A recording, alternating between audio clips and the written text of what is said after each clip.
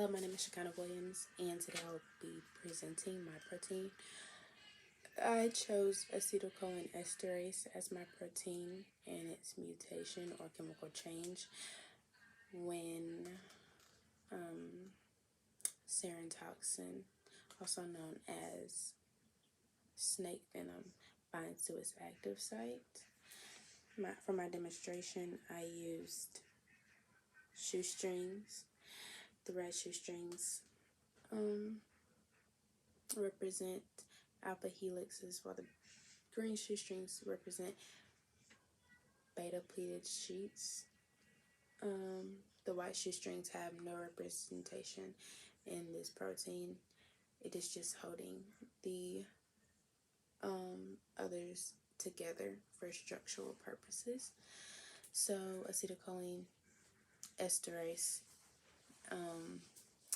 has a normal function of an enzyme or being enzymatic due to its responsibility for breaking down or the process of hydrolysis with a neurotransmitter known as acetylcholine into acetic acid and choline. This breakdown eliminates the communication between nerve cells and their targets, therefore decreasing its effectiveness. It terminates neurotransmission and signaling between synapses to prevent acetylcholine dispersal. This is a process triggered by the nervous system's reaction to potential toxins that regulates the blood's and body's homeostasis, especially in secretions such as crying and runny noses. So for my demonstration, as you can see, this is one part, but what you do not see is that the active site is supposed to be in the middle, which is one limitation for my project.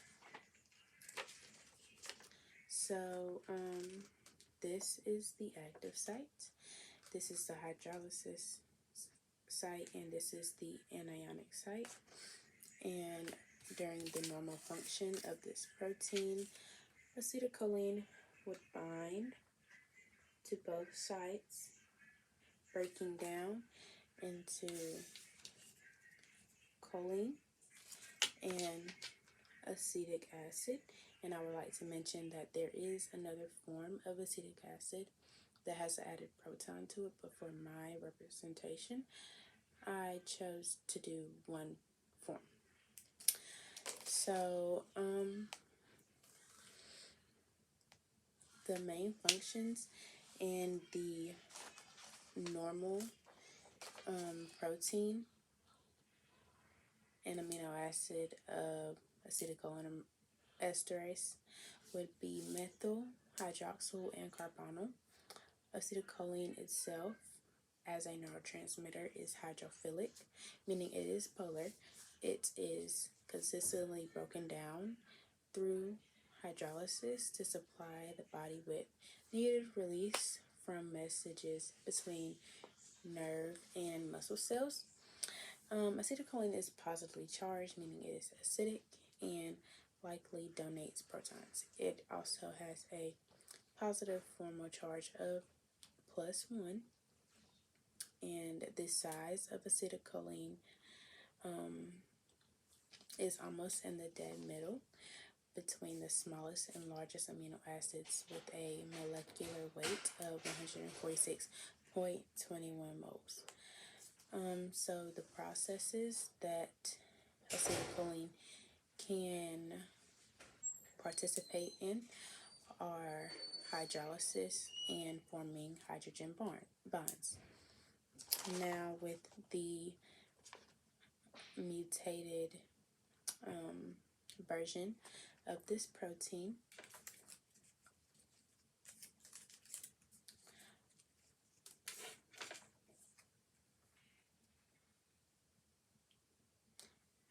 the sarin toxin would only bind to the hydrolysis site because it is hydrophobic.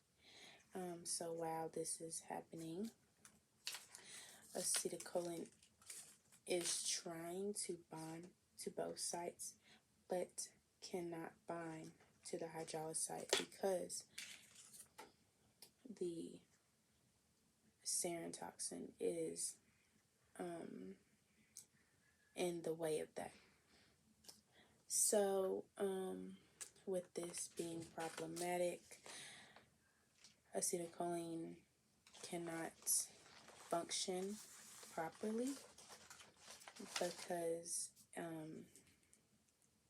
it is being blocked by the sarin toxin on the hydrolysis site. And also, the sarin can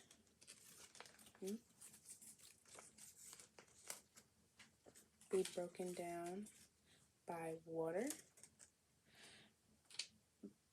but it would only be broken down into proportional parts of itself. So for the mutated version of this protein, the protein would become less active because the toxin disrupts the function and its ability to bond is altered and weakened. This is due to the fact that it is not bonded to the anionic site and only to the hydrolysis site. In the mutated version, the main functional groups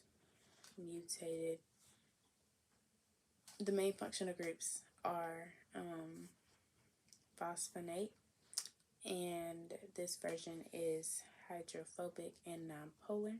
Sarin has a neutral charge of 0, and its size is almost exactly in the dead middle as well, with a molecular weight of 140.09 moles.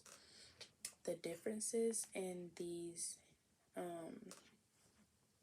proteins and the type of interactions it can participate in is on the mutated side, it can participate in hydrophobic interactions. Although it can form hydrogen bonds, it cannot remove the side from the side of hydrolysis, which makes it a deadly nerve agent and contributes to the fact that it's miscible in water. On the other hand, the original amino acid can be hydrolyzed to block messages, and because it is polar, it allows for the human body to return to normal functionality quickly. So the mutation renders the protein's function useless because it cannot do its job while sarin is present. The function will continue to produce acetylcholine as a signal, and the function of the organism will continue to expel nerve agents like cry and have a runny nose, which is detrimental because due to how quickly acetylcholinesterase works, it can cause death. Also, I would like to mention that 2 other limitations of my project are that it is only the secondary structure and not tertiary, as well as it is not for the strings. You cannot see the pathways that it's going or how it's leading to them. So this is all I have, and thank you for watching.